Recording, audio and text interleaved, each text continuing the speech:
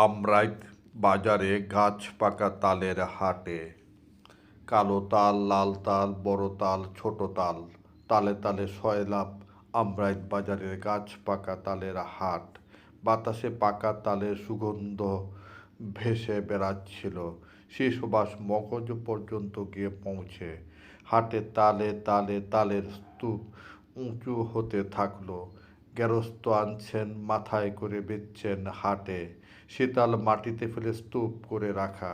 পাশাপাশি ট্রাকে উঠছে, ভ্যানে ভরছে। এত তাল জীবনে কখনো একসাথে দেখিনি। কাপাসিয়ার আমরাইত বাজারের এ হাটটি মৌসুমি গাছ পাকা তালের জন্য বিখ্যাত।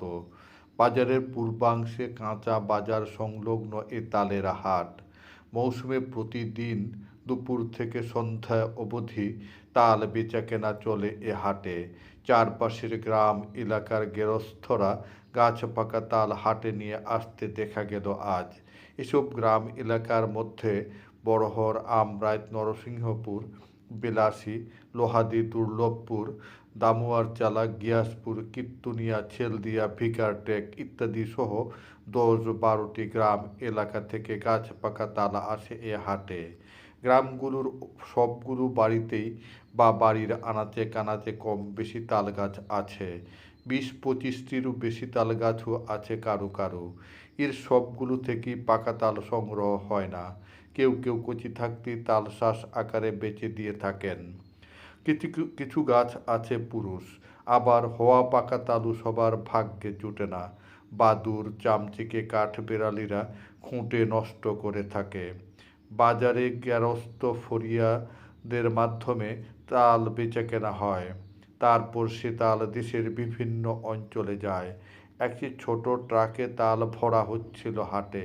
জানা গেল হবিগঞ্জে যাবে সেটি। হাটে বড় বড় কয়েকটি কালো কুচকুচে তাল উঠতে দেখা গেল। এর এক একটির ওজন হবে ৪ কেজির মতো। এরকম ৪টি তাল এক গেরস্থ থেকে ৪০০ টাকায় কিনে নিতে দেখা গেল এক ব্যাপারীকে। নরসিংহপুর গ্রামের এক গেরস্থ একটি অ্যালুমিনিয়ামের পাত্রে করে ৮টি তাল এনেছেন হাটে। বেচলেন ১০০ টাকায়। গত রাতে তার দুগাছ থেকে তালগুলো পড়েছিল। ভাদ্রের সাথে তালের সম্পর্ক।